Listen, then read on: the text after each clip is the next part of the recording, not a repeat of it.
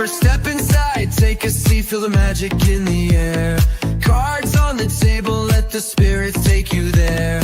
Aeson's got the insight, Joe's teching up the show. Sip that truth, honey, let the mystic wisdom flow. Oh, ooh, it's the Sidekick Coffee Shop, where the vibes are high and the tea gets hot. Mystic minds with a little sass, talking life, the stars and shadows past. From tarot spreads to future sights, we're spilling secrets left and right.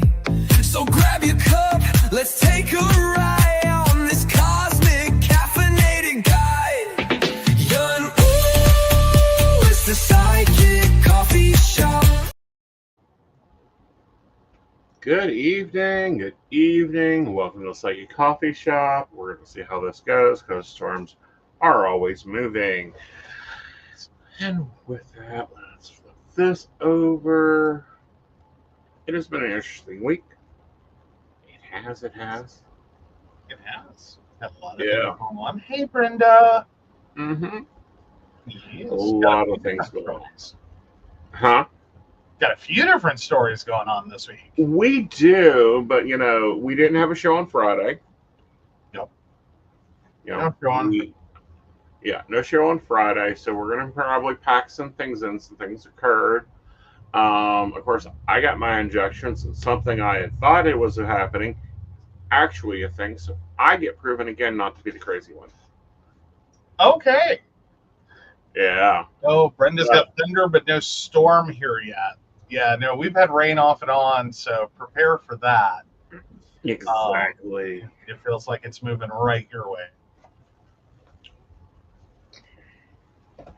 All right. But yeah, so I'm gonna let you freedom, do the right? show, and I'll be right back. I grab cigarettes. All right. So yeah.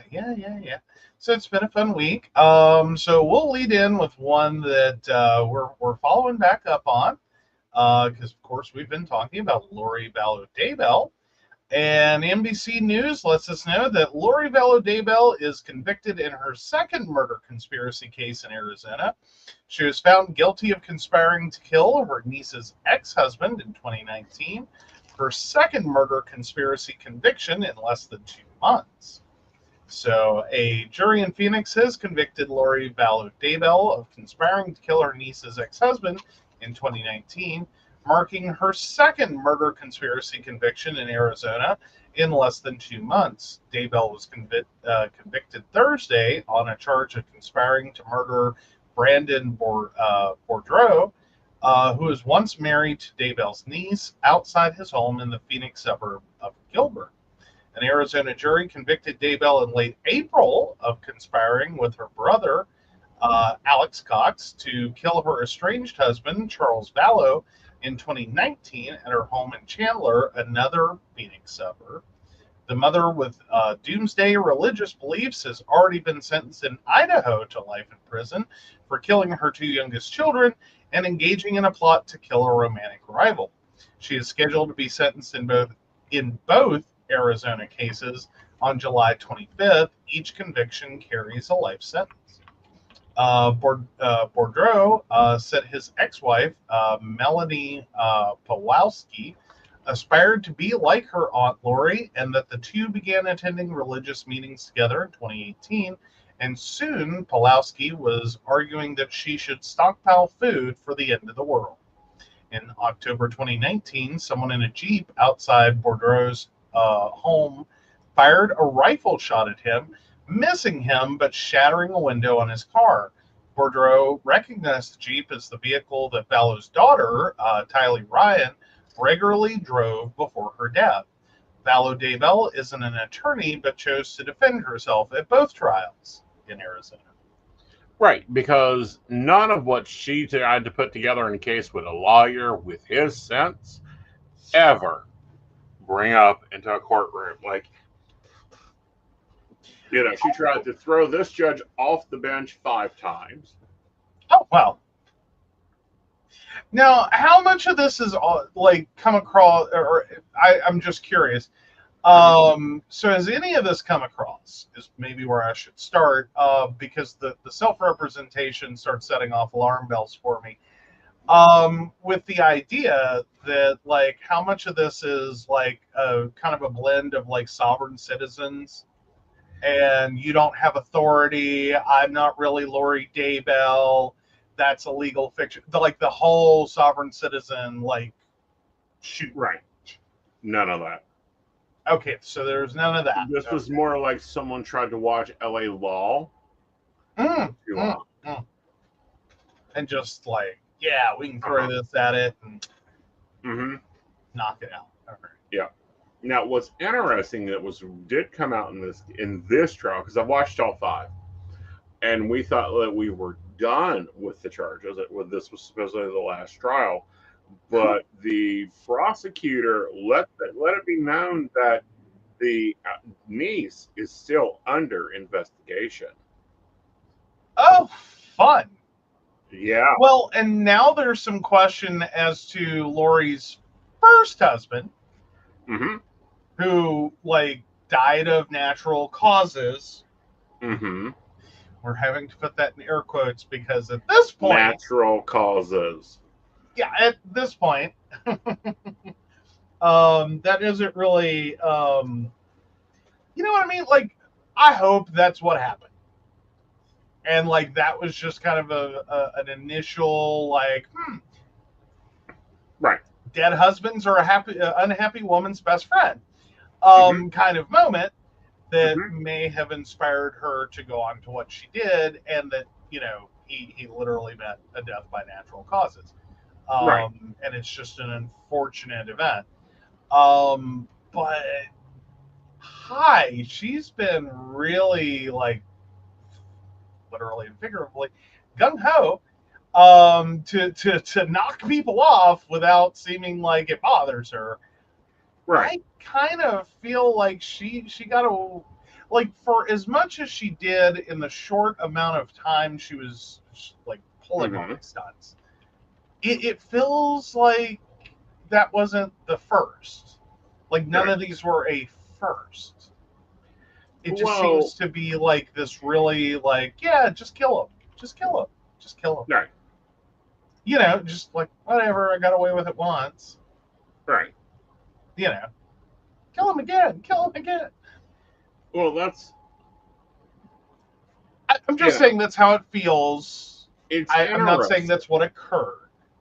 Right. But there is like the beginning of a strong opinion forming that after all of this, it might be worth looking at husband number 1, and going, is that what happened? Like, see, that's a real good question. Because like Ryan died.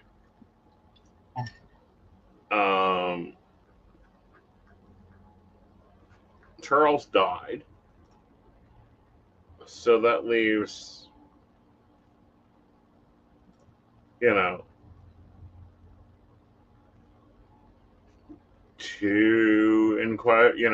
husbands dead. One the death penalty. It's getting interesting. Yeah. Right. I'm just saying, I think it may also be worth looking at that one again and going, okay, if it were murder, what would it, if they could. Well, it's murder. It's not like it has a statute of limitation. Right. Well, it's like looking at her brother, re-examining her brother's body. They can't. He was cremated. Yeah. So there's no reevaluating that one. Depending on if the first one is, then it's a possibility. Cremation is your friend. Yes. You want to be careful with cremation in multiple directions. Yeah, don't try it at home. Right. Like, I will promise you, your Kenmore does not get hot enough. No.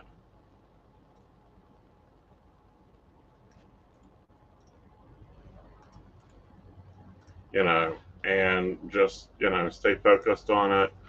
And, you know, murder, this case is interesting. Like, there's going to be multiple books, but I'm really looking for everyone to pull everything together. Um, because it's kind of, you know, once the court case is over, then we can begin investigating everything. Okay. Such as? Such as, you know, what all happened at this meet the temple. Oh, You that know, whole ready the people. thing. Yeah. Yeah, like we've had some cases come out of there that are very disturbing. Yeah. Like, is anyone checking on everyone else? Like, you okay? Need help? Are you? Well, you know, I find On it a scale of interesting. 1 to 10, what's your murderous Mhm. impulse? Well, not only on a scale of 1 to 10, but what occurred? Like, where is everything at? Why did most of these um, people that come out of this situation, you know, suddenly, you know, they're off killing people? You know, what Yes. was said? What type of religious organization is this you know, LDS occurring? That looks like, when you read it and you hear what they're talking about, it looks like someone took the Book of Mormon, the Book of Pearls, and then you come over and you take, I don't know, Uncle Bucky's Blue, slam them together, run it through ChatGPT, and then have it do it three to more times so that you get something so far off the directable path of either religion that it's insane. Like, take all those, tell Chat GPT, make it spicy. Mm-hmm. Um, okay, make it spicier. Okay, Right. now base it on a supernatural episode. Exactly. Yeah. Yeah. I mean, and that's a very tongue-in-cheek way to look at it, but But kind of how some of it feels, and I know that's probably been everyone's biggest like malfunction in the Dave Ellis mm-hmm. situation. Well, and even in the ah, A oh, passenger passenger, situation. yeah, Yeah. like it's also weird. You See, know, I would love to know if she was there at that event. I thought that was confirmed that she was. It was confirmed, but I'm wondering, like, are we looking at a new sect of the LSD of Latter Day Yeah, Saints? yeah. Yeah. Mm, mm. Hey, Gwen. Hi, Gwen. Yeah. Yeah. All right. So there will be sentencing in July. She's already filed her. You know, it took them 2 years to file the appeal on the first set of charges in Idaho. So that's going on to the Court of Appeals. She could keep this kangaroo circus going on for, I don't know, 10 to 15 years of taxpayer entertainment. Possibly. Now there weren't there some and maybe it wasn't this case and it's a totally different one. Speaking of appeals, weren't there some things that were kind of screwy enough to actually legitimize an appeal? Not really. Like, the appeal is kind of questionable to begin with. Like, I've heard the briefing. When looking at the briefing, the big thing is that, you know, she wasn't allowed to have her attorney of choice, but her attorney of choice had conflict of record, because when they were first arrested, he posted on social media that he was their attorney, when it turned out he was technically hired and paid for by Charles Daybell. Not Charles, Chad Daybell. Okay. So But he said he was representing both of them, and he was co-counsel for her. But then she got put in the loony bin for 10 months to be was held incompetent for 10 months. So there's some debate on, you know, was he allowed to represent? Was there representation? And the judge looked at it and said, you can't do this. There's a conflict of interest here when they split the cases. yeah, yeah. If you're charging them both at the same time, one trial, that could Mm-hmm. work.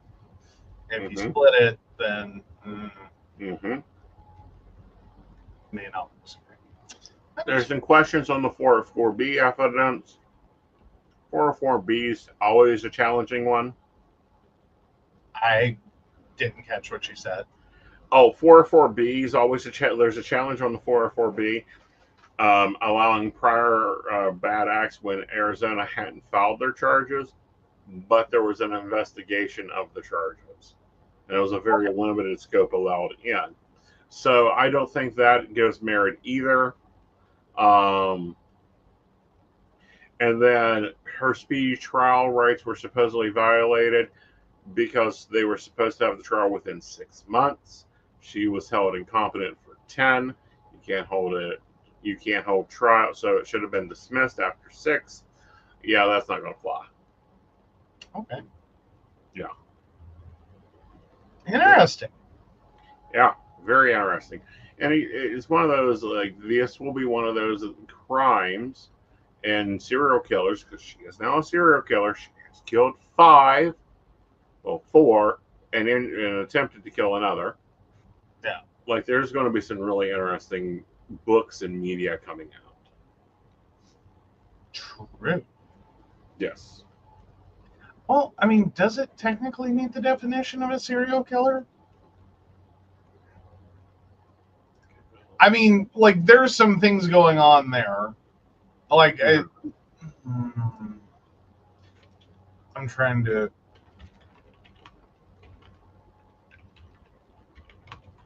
Because it's not just body count for serial killer. A person who commits a series of murders, often with no apparent motive or typically following a Carroll pre-predicted behavior. Okay, I don't think that. My interpretation would be she tactically does not necessarily meet the definition, because it's the body count is 3 or more. Mm-hmm. The killings taking place over a significant period of time, Mm-hmm. in totally separate events. And their psychological gratification is the motivation Right. for killings. Okay, you're right. Gemini agrees with you. Yeah. Yeah. I think she's a serial killer. Like, I know she killed at least one of the children. Well, she's definitely a multiple murder. Yeah.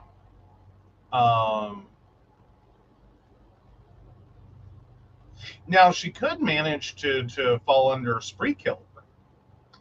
That's a possibility because this all happened within 3 months.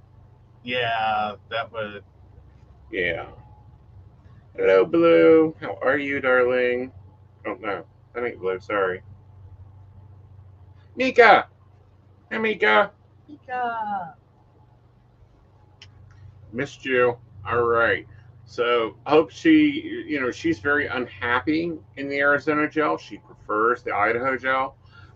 I think she needs to stay down there if she tries to file an appeal. Just saying. So, yeah. Yeah. Well, I mean, I don't know what to say on this one other than I hope it goes horribly for her. Like, The demon incarnate.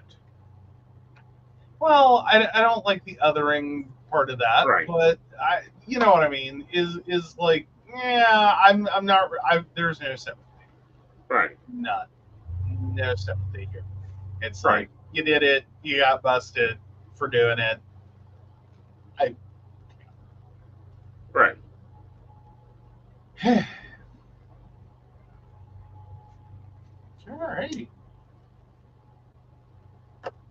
All right. So where do you want to go next? I'm letting you run it. All right. Well, let's go over to the Wild Hunt, Pagan News and Perspectives, who has Surgeon General nominee accused of witchcraft ties. Now, this has got a couple of weeks on it. This was May 28th. In a surprising pivot from his typical roster of political insiders and television personalities, the president has nominated Dr. Casey Means, a Stanford-trained physician turned wellness influencer, to serve as the next U.S. Surgeon General. The announcement came just hours after the withdrawal of former Fox News contributor Dr. Jeanette Neshawat from consideration for the post, but conservatives are calling Means a near Wiccan, accusing her of dabbling in witchcraft and in occult practices that, they say, offer false hope, distract from Jesus' message as a savior and healer, and are unrelated to established modern medical science. Trained as a head and neck surgeon at Stanford Medical School, Means left her surgical residency during her 5th year, citing disillusionment with a healthcare system she believes focuses too much on treating symptoms rather than addressing the root causes of disease. Though she graduated from Stanford Medical School, she does not currently hold an active medical license. Means chose to practice functional medicine, an alternative medicine approach to treatment. She has become a prominent advocate of lifestyle medicine, arguing that conditions like diabetes, heart disease, and obesity are best prevented through nutritional changes, exercise, and metabolic awareness. She co-authored the wellness-focused book Good Energy with her brother Callie Means, and co-founded Levels, a health tech startup focused on metabolic tracking. The company is backed by the venture capital firm Anderson Horowitz, whose founders endorsed the president in 2023. One of Levels' co-founders, Sam Karakis, now serves as Chief Information Officer at the U.S. Treasury Department. The president praised Means' background as an impeccable MAHA credentials, referencing Health and Human Services Secretary Robert F. Kennedy's Make America Healthy Again campaign. Kennedy echoed the sentiment, calling her a breath of fresh air for a healthcare system in need of transformation. While she hasn't fully aligned herself with Robert F. Kennedy Jr.'s stance on vaccines, Means has echoed some of his positions. In her newsletter, she called for reforming the 1986 National Childhood Vaccine Injury Act to allow patients to sue vaccine manufacturers. She also questioned the safety of the current vaccine schedule, stating, despite scientific consensus to the contrary, that there is a growing evidence the vaccine load may be contributing to health issues in vulnerable children. Oh, yeah.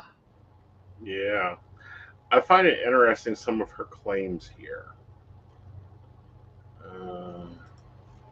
Hey, Blue. I,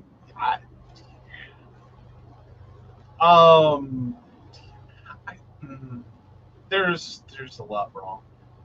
I mean, don't get me wrong. My actual issue isn't that, that she is practicing alternative medicine. I think alternative medicine can be Right. useful. And I think it's an option we should all have. I do kind of on her kind of being appointed to Surgeon General. My problem is not that she's Wiccan. I'm very happy to have a Wiccan with some alternative health ideas. However, Right, that's not a real problem. The problem comes down to, Surgeon General needs to be a licensed physician. Yeah. And she's not licensed. Should. Now, didn't we have had unlicensed Surgeon Generals in the past, haven't we? And not just because there was no such licensed organization. I mean, as in, oh, yeah. Right.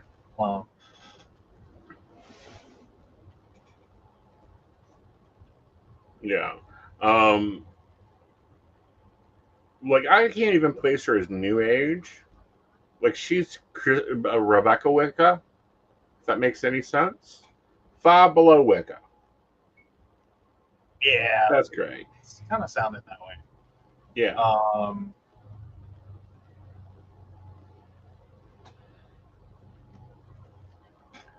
Oh, Okay.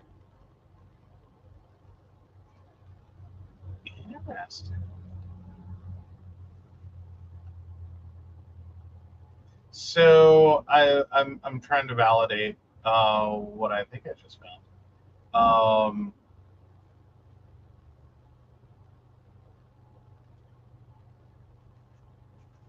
Just want to make sure.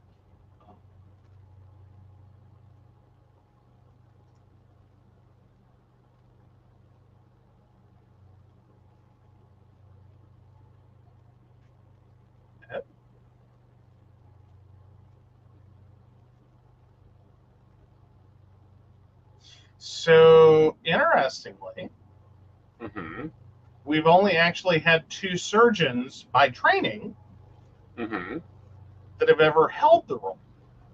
Okay. Dr. Everett Koop and Dr. Richard H. Carmona. Right. Okay. Interesting. I thought there were exemptions. I didn't know that, or excuse me, I thought there were exceptions. I didn't know the rule is typically Uh-huh. Surgeon General is not actually a surgeon. No. So technically, she would technically qualify as a surgeon by training, Mm-hmm. even if she doesn't hold a current medical license. So technically, she's actually considered a decent surgeon general. No. I mean, just on paper. Well, Just paper, pure, yes. like, this is her training. This is what she has done. This is who she is. Right. Technically, yeah, Yeah. yeah. I'm with Blue. I would prefer a doctor that does both. That can kind of balance that concept of like Right. alternative medicine has its place, but let's try to practice that within the bounds of general medicine. Exactly. And I agree with lifestyle has to echo, Eastern has to echo Western medicine. I get her on that point. Plant medicine experiment. I'm telling you, she's gone out in the desert with a bag of mushrooms. Okay. To connect with her guides. No. Again, we will need to watch this carefully. Hopefully, the damage isn't that much. Just my opinion. I mean, it's kind of sad to kind of be like, yes, a wig. Oh, like, it's like, can I get a nice medically trained? Well, she is medically trained. British, medically trained and certified. Okay, current license. British traditional witch in the house. That could be interesting. Yeah. There we go. All right. So let's hop to the next one. Which one do you want to pick on? All right. So let's hop over to Science Reveals How Cold Water Can Transform Your Cells in Only 1 Week Ritual. So that comes to us from, is that the Indian Deference Review, the IDR? Yeah. So a daily plunge into cold water could be the secret to enhancing your cellular health. Recent research reveals surprising benefits that go far beyond a simple shock to the system. A few minutes in chilly waters might just transform your body in unexpected ways. It's a sensation many of us dread, plunging into freezing water, but recent findings suggest that this discomfort might hold a powerful secret to our health. For years, cold exposure has been used for everything from boosting energy to reducing inflammation. Now scientists are suggesting that the benefits could go deeper than we thought, reaching into our cells and possibly even slowing aging. So researchers at the University of Ottawa, led by physiologist Glenn Kenny, have discovered that exposing the body to cold water triggers a remarkable biological process. The study, which was published in Advanced Biology, shows that just 1 week of daily cold water immersion can significantly affect how our cells function. One of the most striking effects is an enhancement in autophagy, the process by which cells clean up waste and repair themselves. This internal cleansing may be a key factor in protecting against age-related diseases and improving overall health. The study focused on participants who immersed themselves in water at 14 degrees Celsius, 57 degrees Fahrenheit, each day for a week. What they found was nothing short of remarkable, a noticeable improvement in cellular functions that would normally take much longer to develop. According to the research team, autophagy was stimulated rapidly, and other beneficial effects like reducing inflammation and slowing cell death were also observed. At first, the body reacts violently to the cold. Cells initially experience stress as they move from a normal state to one of acute survival. In the beginning, the effects are damaging. Cell processes related to autophagy don't work properly, and there's an increase in apoptosis, or programmed cell death. But something incredible happens as the days go by. By the third day of immersion, the body begins adapting. Researchers observed a shift in how the body handles the cold. It starts focusing on repair and preservation instead of destruction. This change is crucial as it helps the body build resilience to future stressors, whether from the cold or other environmental challenges. Kelly King, a physiologist involved in the study, emphasized the significance of the shift. At the end of the acclimation, we noted a marked improvement in the participant's cellular tolerance to cold. This suggests that cold adaptation can help the body cope with extreme environmental conditions. It's this adaptive process that gives cold water immersion its potential to improve both physical and cellular resilience. So cold water immersion may sound extreme, but its potential benefits could be far-reaching. The study's findings point to cold water exposure as more than just a toughening exercise or a way to wake up the body. It could be a therapeutic practice with long-term health benefits.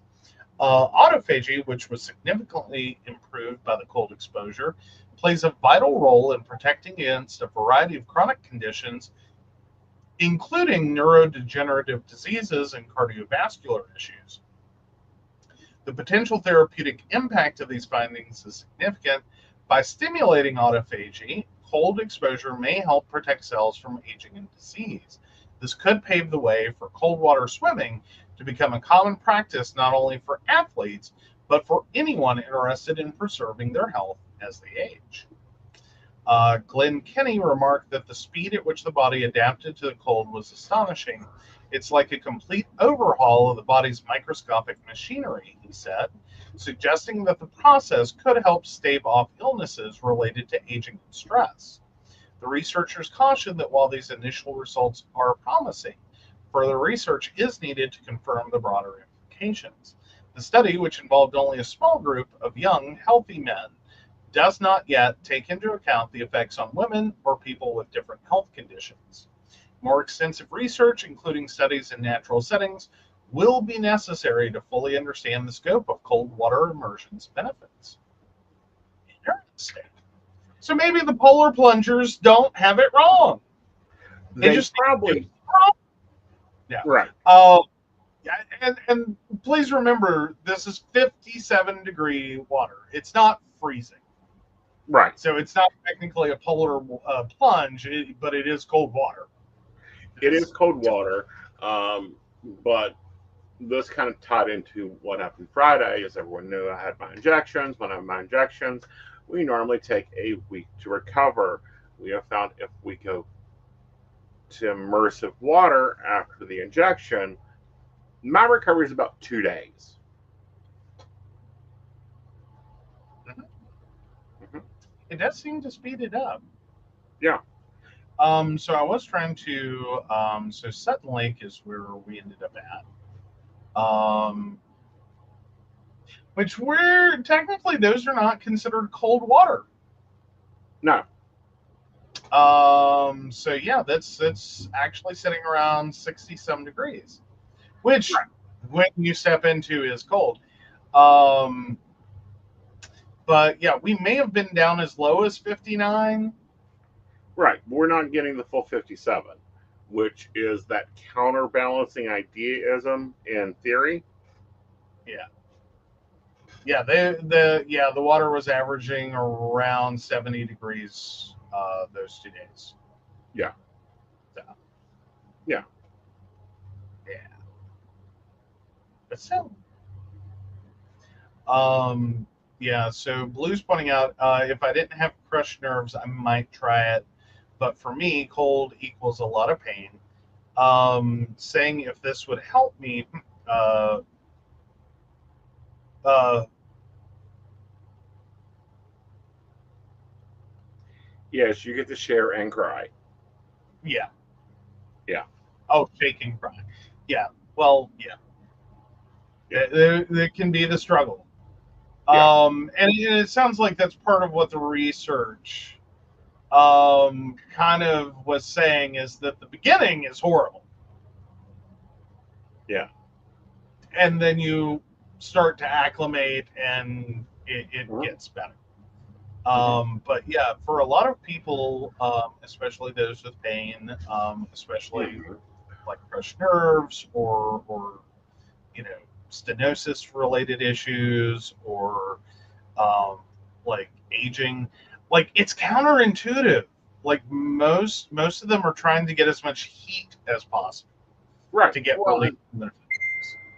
and we've been taught that, Mhm. and like these occurrences do not standardly occur in my brain. I am hurting. Let's go get cold.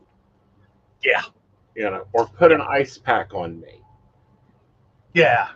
Well, see, and that's been the funny part. Sorry, I just realized my phone's dying. But that's been the challenge, really, in your injection visits, Mhm. is that that's always the advice he gives is put some ice on it. It helps. And we take the ice packs. You don't use the ice packs. I put the defrosted ice packs back in the freezer when we get home. We pull them out for the next visit. Yeah. You don't use the ice packs. We bring them Well, home. I use them when I get home if we get to go swimming. Now I'm working on a plan that will take us away, but all away that night, and then, but that's for September, December, and March. Oh, it was not shake and cry. It'd be swear and cry. Sorry. I'll swear and cry. Honey, we can swear all we need to if it would make it better. But again, we're going to talk to our doctor. We're going to debate our issues. We're going to figure out maybe 57 is what we don't need. Maybe we need 64 and a longer result. But I'm finding it interesting that like these studies keep popping out of things that I go, and we do. If I do A, I get B. If I do B, I get C. If I do A and B and C, I get this. Yeah. Yeah. Like a lot of things that occur with my doctor, he just looks at me and go, huh? And I was like, Yeah, well, and uh-huh. that's sort of, like I had my dermatology appointment today, Mm-hmm. and like like sitting there, like getting ready to set me up for a 1 month follow up. And we've been going back and forth. I have some cyst related issues. Mm-hmm. We're not wanting to call it hydrantitis suppurativa because even if it is, it's like on a scale of 10, I'm at like a 3 at worst. Mm-hmm. Worst of it is like a 3. So that's where I'm at right now with that. And so we're definitely not starting the biologics. It's got to get way worse. But the weird thing that I do that keeps tripping him up he's like, well, I know this sucks. We're going into the summer months and it's going to get worse. And I'm like, ha ha ha, no. And he's like, oh, that's right. Yours goes the other way. And I'm like, yeah. Yeah. Like, December is my worst month. Mm-hmm. Eternally, it's the worst month for this. Right. I do great all summer long. Mm-hmm. And then by the time we start getting into like October, November, December, right, that's when it starts getting worse again. And so then by the time we're like rolling down to Memorial Day, I'm just like, oh, get me in water. Please get me in water. Like, please just plunge me in water. Which I'm debating come winter. If we just don't get a Y membership and Thursday continues and you go to the pool. That was kind of my original intent. Well, again, Y membership, and you're like, no. Well, we've got to. My thing is, we got to use it. It can't be like our Sam's Club membership that we got and didn't use. Well, that has some things with it that are preventing its use. Yeah. Like. Yeah. So actually, Blues Doctor says no ice, but I get to use hot wax in a bag. Nice. Oh, nice.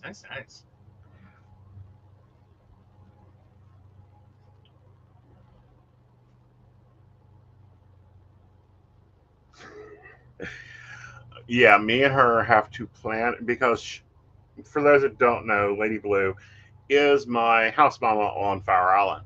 She covers when I'm not there, or when I can't be nice to humans. Yes.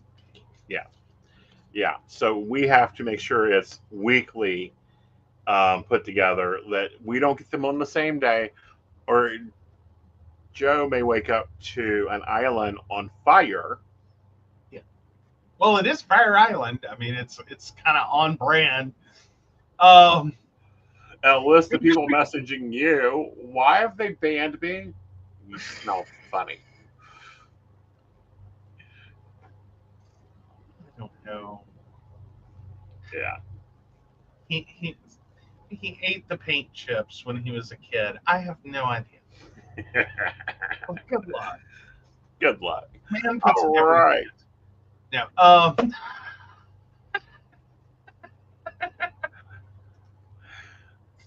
Da-da-da-da-da. Data. Where are you going next? All right, so let's go over to people. Paris Jackson used an astrologer to pick her upcoming wedding date to fiance Justin Long. The stars have aligned and wedding bells are ringing. Right. So Paris Jackson has officially set the date. The 27-year-old singer and only daughter of the late Michael Jackson is looking to the stars and consulting an astrologer for her nuptials. In an interview with Access Hollywood about her upcoming film, One Spoon of Chocolate, Jackson shared that she is in wedding planning mode after announcing her engagement to music producer Justin Long in December. The dress is being made, the venue has been picked, and the date has been picked by an astrologer.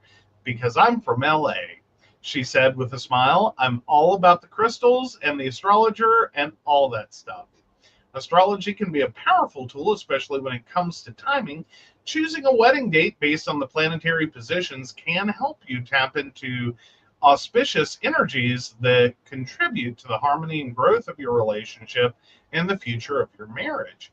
Although Jackson didn't confirm an actual date for her wedding, several favorable dates are approaching in the summer and fall seasons. On June 25th, for instance, there will be a new moon in Cancer, which is all about emotional new beginnings and a time to cultivate and nurture what reminds us of home. Luna will also be close to lucky Jupiter, bringing a sense of joy and abundance. The same goes for December 7th. Venus, Mars, and the Sun will be in spontaneous Sagittarius, responding to the Moon and Jupiter in Cancer, making the ceremony adventurous and high-vibing. See, that would be a better day for an elopement. Yeah, that's what I was thinking as I read it. Yeah. So when considering Jackson and Long's birth charts, it's important to note that they're both fire signs, which brings a dynamic and passionate energy to their relationship. This shared fiery element suggests a partnership full of excitement, spontaneity, and a deep connection to living life with intensity and purpose.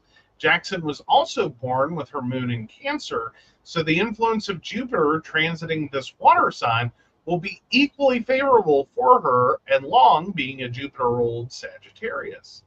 The Let Down singer first announced her engagement to music producer Justin Long on his birthday, December 6, 2024, with a carousel of photos on Instagram and captioned, "Happy birthday, my sweet Blue.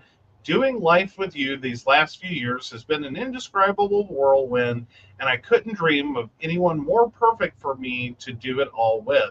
Thank you for letting me be yours. I love you." So, yeah, they've been dating since 2022. And then before that, she was with her bandmate, Gabriel Glenn, but they called it quits in 2020 after 2 years of dating and collaborating musically. Hmm. Oh, doesn't that sound like there's a potential that this is a failed nuptial? Because, No, I don't think it's a failed nuptial. I think it'll be interesting. I'm just saying there's a potential beginning of a pattern there. Date someone you're working with, date them for 2 years. Uh, Okay, she's getting married to her producer, and they've been dating for 2 years.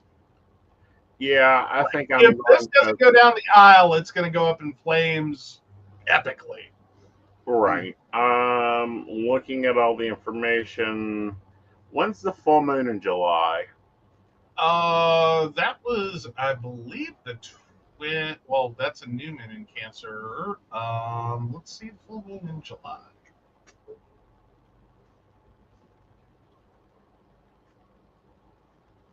The 21st. And it's the buck moon.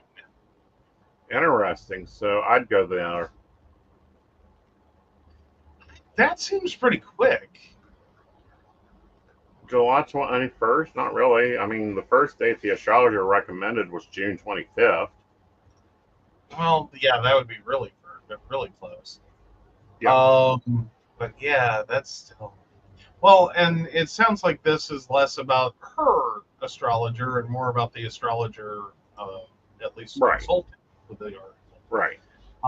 Is suggesting that those would be two really good dates. Mm-hmm. Would be the end of this month. I still think a month though for like Mm-hmm. A-list celebrity wedding. God, Right. that's a lot to pull off. Yes. Like you're making a dress. Right. Oh, that's gonna take a minute. Very much so. All right. So that's how she can move very fast. I mean, he's done dresses in 24 hours. What's next? Oh, this is true. All right, so CNN Science brings us AI analysis of ancient handwriting gives New Age estimates for Dead Sea Scrolls. So many of the Dead Sea Scrolls, some of the most widely known archaeological finds of all time, may be older than once thought, according to a new study.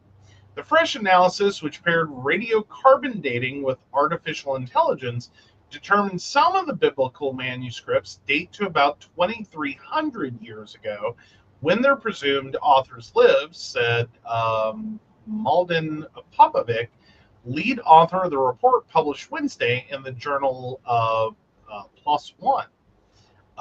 Bedouin shepherds first spotted the scrolls by chance in the Judean desert near the Dead Sea in 1947. Archaeologists then recovered thousands of fragments belonging to hundreds of manuscripts from 11 caves, all near the site of Khirbet Qumran in what is now the West Bank. The Dead Sea Scrolls were extremely important when they were discovered because they completely changed the way we think about ancient Judaism and early Christianity, said Popovic, who is also Dean of the Faculty of Religion, Culture, and Society at the University of Groningen in the Netherlands. Out of around 1,000 manuscripts, a bit more than 200 are what we call biblical Old Testament, and they are the oldest copies we have of the Hebrew Bible. They give us a lot of information about what the text looked like back then. The scrolls are like a time machine, according to Popovic, because they let scholars see what people were reading, writing, and thinking at the time. They are physical, tangible evidence of a period of history that is crucial, whether you're Christian, Jewish, or don't believe at all, because the Bible is one of the most influential books in the history of the world, so the scrolls allow us to study it as a form of cultural evolution, he said. Almost none of the Dead Sea Scrolls, which were written mostly in Hebrew on parchment and papyrus, have dates on them.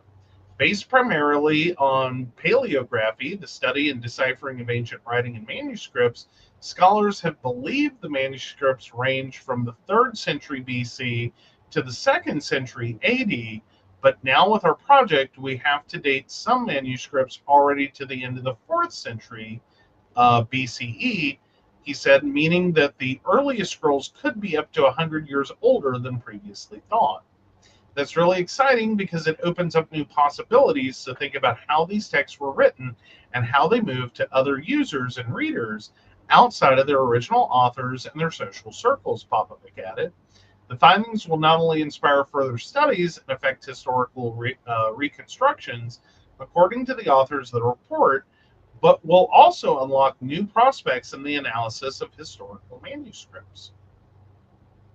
So earlier estimates of the manuscript's age came from the radiocarbon dating conducted in the 1990s. Chemist Willard Libby developed this method used to ascertain the age of organic materials in the late 1940s at the University of Chicago. Also known as carbon-14 dating, a chemical analysis of a sample, such as a fossil or manuscript, determines the quality of carbon-14 atoms it contains, or the quantity, of carbon-14 atoms it contains. All living organisms absorb this element, but it starts to decay as soon as death occurs. So looking at how much is left can give a fairly accurate age of an organic specimen as old as about 60,000 years. I think that what will be more interesting is if they analyze the script for mistranslation. And that I think will be occurring soon. That can also be an interesting part of it. Mm-hmm. But additionally, it is also very useful to kind of have that, and as Popovic said, just even as a cultural reference. Mm-hmm. To understand the actual timelining a little better. Sure. Yeah. Awesome. All right. So are we finding out you're an asshole, or are we going to be talking about what Microsoft is up to? Let's go ahead and hit Microsoft. We've got time. Okay. All right, so Forbes lets us know that millions of Windows users get Microsoft's free upgrade offer. So what a difference 2 weeks makes. June started badly for Microsoft with news that its all-important Windows 11 upgrades had flatlined. But a fortnight later, that surprising upgrade reversal has reversed again and then some. Windows 11 has all but caught Windows 10 for the first time. If the data is right, that's a huge turnaround in 16 days. The data comes courtesy of StatCounter, and while it's never going to be completely accurate, only Microsoft has the actual data, it is indicative. That means it's the trends that matter. With little more than 100 days until Windows 10 falls off support, and with more than 700 million users still on Windows 10, this could not be more critical. At a headline level, as of June 17th, Windows 10's worldwide market share has dropped below 50% for the first time. More notably, Windows 11 is knocking 50% itself. Windows 11 is knocking 50% itself for the first time. This after Windows 11 dipped and Windows 10 recovered in May, widening the gap between new and old in the wrong direction. If anywhere near accurate, this means almost 60 million Windows 10 users have upgraded. Clearly, May could have been a statistical anomaly, and this is the data catching up. But either way, it's good news for Microsoft and the security community. In the US, where Windows 11 overtook Windows 10 earlier this year, the gap is as wide as it's been, 55.2% for Windows 11 versus 42% for Windows 10. In Europe, there were slight gains for Windows 11, but the highlight is Asia, where a huge 10% swing sees Windows 10 drop from 59% to 49%, and Windows 11 tops 46%. Unfortunately, this means there are still around 700 million Windows 10 users yet to upgrade. What we don't know is where the hard floor will be found.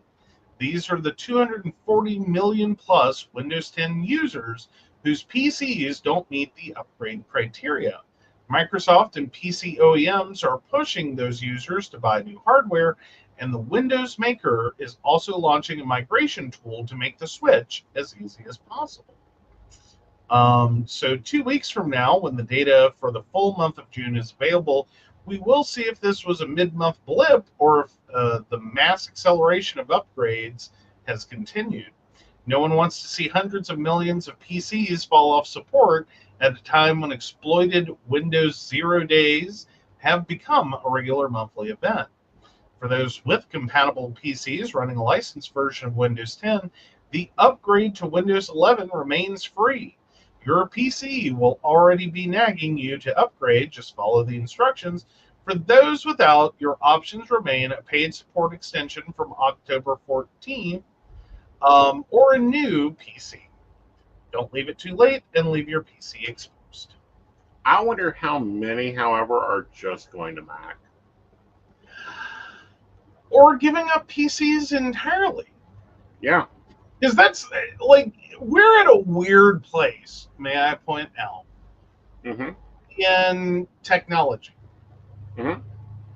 in which we're kind of straddling this line where functionally for many users, buying a PC isn't really worth it anymore. Right. Like, and there are users that just aren't touching their PCs anymore. Yeah. Like they're using Windows, or well, excuse me, they're using Android tablets, they're using iPads, they're relying on their phones. Not really. I mean, it's not that there aren't many things that do still require a physical computer, and of course a laptop or a desktop. But there's a lot of things that really don't. Right. Like, it's really becoming hard to tell people you need to buy a new computer when you're kind of looking at their usage and going, or you could buy an iPad. Buy a really nice iPad, but you could buy an iPad. Right. For what you're doing. Right. And you really don't need it. No, you really don't. I mean, there's a lot of people that are still more comfortable. Right. But and that's more common with your older users. Thank you. Well, I'm just saying for those in the 60 plus category that are predominantly, frequently, from what I see of my users, they're paying bills. They're hanging out on Facebook. They're watching some videos. Like, these are all really like iPad or phone compatible things. Now, if you're gaming, of course, and I mean gaming, not just like Words with Friends or whatever cool new save routine has come. But if you're gaming, of course, you'll need a PC. Right. Used to. But if you're really doing kind of basic things like you open Microsoft, you do some stuff, there's an app for that. Right. And it's available on, Android or iOS. and runs on pretty much anything you can throw it at. I think sometimes the struggle and sort of why many may end up at the iPad mark before anywhere else has often been the fact that so many tablets, Mm-hmm. uh, and I guess more so the whole usage issue Mm-hmm. is that most people aren't really focusing or being told they can. Right. You can use a Bluetooth keyboard with about anything. Yeah. You can use a mouse with a Bluetooth mouse with about anything. Right. I mean, it So, really starts to change the like the need. mm-hmm. And I also wonder how many people are, even if they don't go purely tablet or Right. purely Android phone, iPhone, whatever, or iPad, how many may just go Chromebook? Because Right. again, it's a reasonable alternative. Right. And Like, has the flexibility. Like, I have a wonderful gaming laptop. I use it. I think I've picked it up a few times this month, but I'm mainly putting at my desk. I'll spend hours here. yeah, And it's because I can run 3 monitors and do 5 different things and whatever. well, I've yeah, not seen a tablet be able to handle everything. right. But again, it depends upon usage. Yes. And I think for a lot of users, the usage Right. is kind of walking away from the home computer. It's Right. walking away from the home office. It's Right. it's going onto a tablet or it's going onto a Mhm. phone and it's sitting in the living room. Yep. And that's it. That's Hmm. what we're doing. Right. Um, Well, I I can't really wait for don't the think there's wall anything. computer I've been waiting for. Hmm? The wall computer, a computer that's a whole wall. Uh, Yeah. Basically, Yeah. I mean, ultimately, our smart TVs are like off of that. It's basically an Hmm. oversized tablet at this point. Right. Like they put some nice front ends on it. They don't give you a keyboard. They hand you a standard remote. But basically, if you Hmm. buy a big enough television, Right. that's kind of what it is. I And know it's that. really not that big of a push to even then, Hmm. like some of the little stick PCs Right. that basically just shove into an HDMI port Hmm. on the back of your ginorma television, coupled with a Bluetooth, mouse and keyboard, and ta-da! Right. I mean, it's effectively there. It is. All right. So it's time to find out, are you the asshole this week, or am I buying you another bottle of vinegar? Hey, maybe. All right, am I the asshole for not stopping to see my dad for Father's Day? Starting with backstory, my father has never been very active in my life or my kids' lives, despite living only 15 minutes from us, and it only got worse when he remarried. Every time I text him and tell him I miss him and we should get together soon, his response is, I miss you too. We will get together when things aren't so busy. And what they are busy doing is going to dinner with her friends, yard work, going 2 hours away to visit his family and her son, taking the motorcycle out. So on Father's Day, I texted my dad while I was working to tell him I was so busy working that I almost forgot to text him. Said I hoped he had a good day and I loved him. He responded and said he had been busy working, but that he loved me and missed me. I thought that would be the end of it until his wife texted me about 20 minutes after I finished work to say, are you actually so busy running around that you didn't have time to stop by for 5 minutes to see your dad? I responded by telling her that I was. I had worked all morning and was doing Spark deliveries the rest of the day because I had a loan payment due this week and didn't have enough money for that and groceries.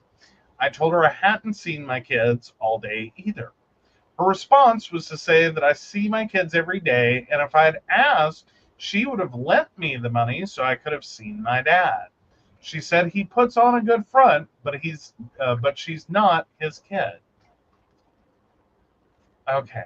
I texted my dad when I got home that night to apologize again if I upset him and told him we should get together soon. His response was the same as always: we will when it's not so busy. After a lot of debate, I sent a long text to them both yesterday. I told his wife her text to me was rude and out of line, and I brought up how they are always too busy to see us, but never too busy to see their friends and other family. I said we make time for what is important, and I don't feel like we are important to them. The only response I have received so far is from his wife, who said she is sorry if her text came off as rude, but if someone hurt my husband or one of my kids, I would be at least as rude as she was. So who is in the wrong? If I say if my dad had a problem, he's a big boy and can say something. I am a grown woman, and I think a text was sufficient considering everything I had to do that day.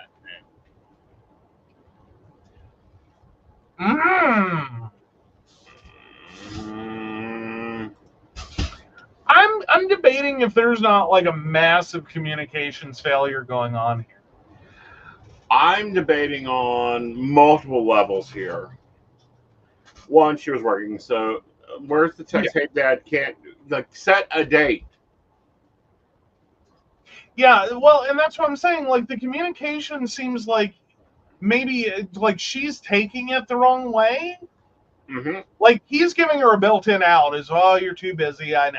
Right. Or, oh, yeah, I'm busy too, so yeah, I understand. It's okay, I get it. Right. And I think maybe she's taking it the other way, is that, right. Well, I'm too busy to see you, I have too many things going on. And then neither of them are bothering to be like, okay, we're going to do this. When are we going to do this? Like, we will sit here for the next hour and keep throwing dates at a wall. Right. Until we find one that we can stick on. Right. And it sounds like neither of them really want to do that. Right. And I'm wondering if like, I don't think either one's the asshole. I don't even know what to call this one. Like, not the asshole, obviously, but I can I go with everyone? I'm going everywhere shitty. Yeah, I think you're both kind of really bad at communicating like what you actually want. I think you're I think you're both like tied up in this idea of being rejected. Right. And you're just like, you're giving each other so many outs, you just never meet up. Right. But then you're both getting hurt by it. Right. And it's like, this is the worst avoidance of rejection ever.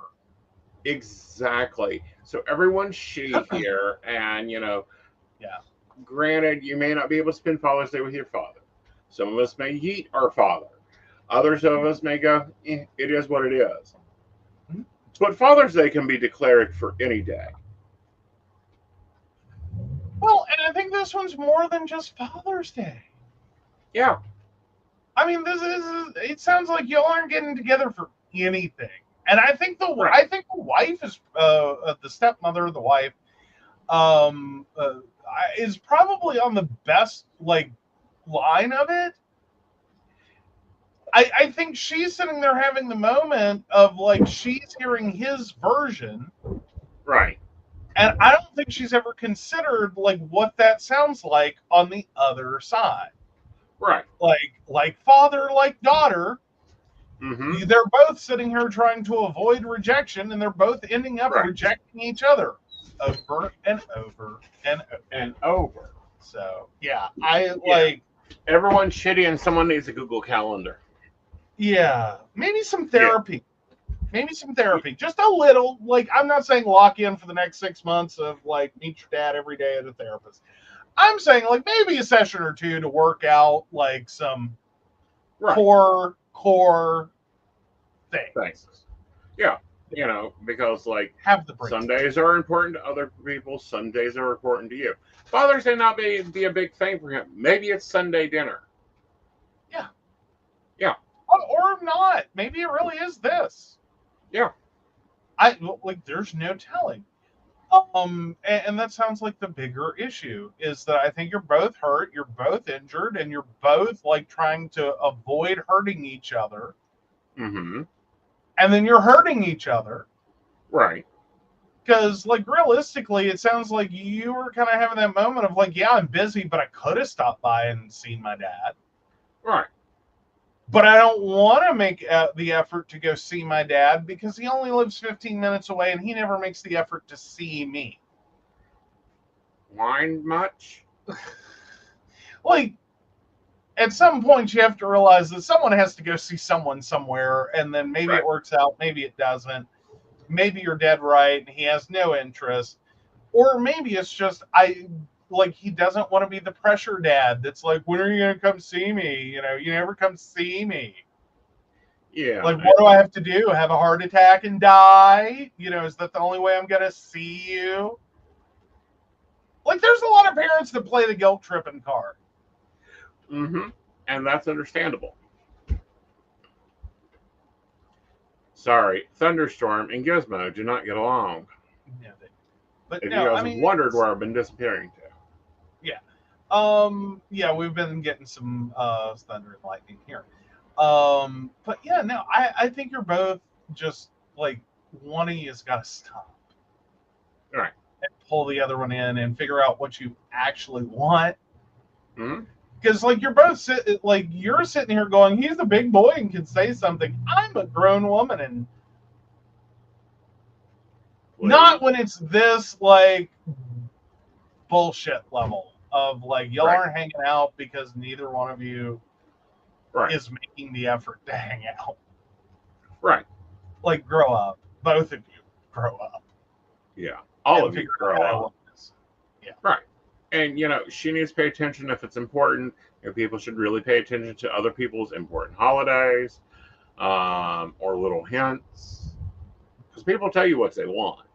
Other people just subject what they think that person wants. Pay attention to what people say and show they want. All right, so let's go over to Psychic Advice. The poll is up. Of course, I am casting the Everyone is Shitty here. What is our psychic question tonight? All right, so our psychic brings us, psychic told me my spirit guide gives me nightmares? Hey all, recently I went to a psychic where she confirmed to me she couldn't make out the full name of my spirit guide, but saw a part of the name called Flora. That name is something I thought I made up when I was 10 because to me it was similar to flower. That might be a coincidence though. Went to a psychic since I was having demonic dreams and she told me my spirit guide contacts me through nightmares. I even dreamt of Satan recently and he told me I was going to hell. Is this normal? Is it possible it could be a demon? Thanks.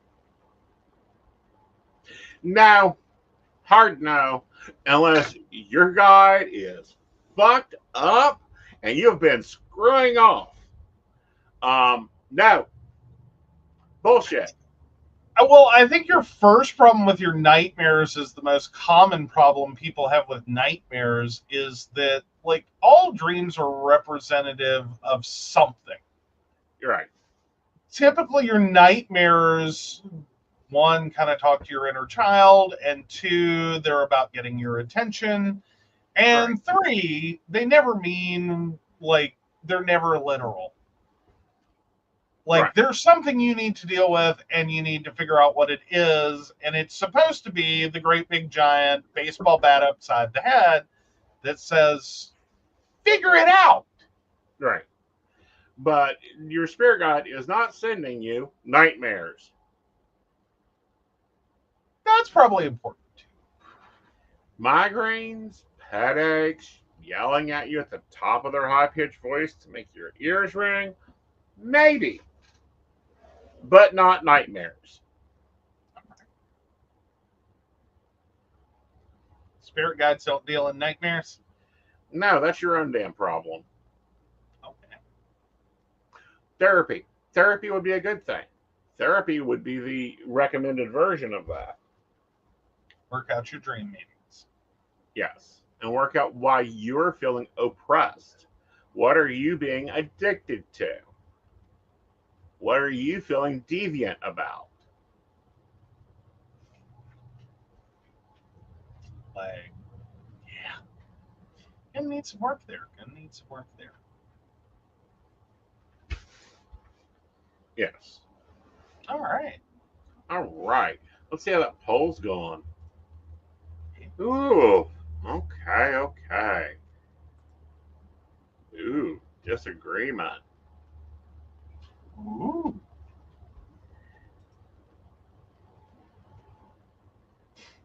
Oh, Blue keeps telling us, I'm being good. I can't wait to see what she has done yet. All right, so am I the asshole? 66% say, no, you're not the asshole for not seeing your dad on Father's Day. 33% says, everyone is shitty here. So with that, everyone, no, you're not the asshole, but you got some shitty situations you got to be dealing with. Do you need some TPs? Yes. All right, y'all. All right. So, yeah. All right, then. Guys, we will be seeing you later. On Friday, we will be back. And with that, let's go ahead and throw the banner. We want to thank our Patreons. We do. Of course, we want to thank Beverly Walker, Mika G, Brenda, Joan Owen, Shannon C, Shannon D, Lady Gwendolyn, Caitlin Bell, Devin, and Bella. If you'd like to learn more about us, the show, or how you too can become a Patreon sponsor and receive all the wonderful benefits our baristas receive, check us out at pcspnetwork.com. Yes. All right, y'all. We will see you later. Bye. Bye.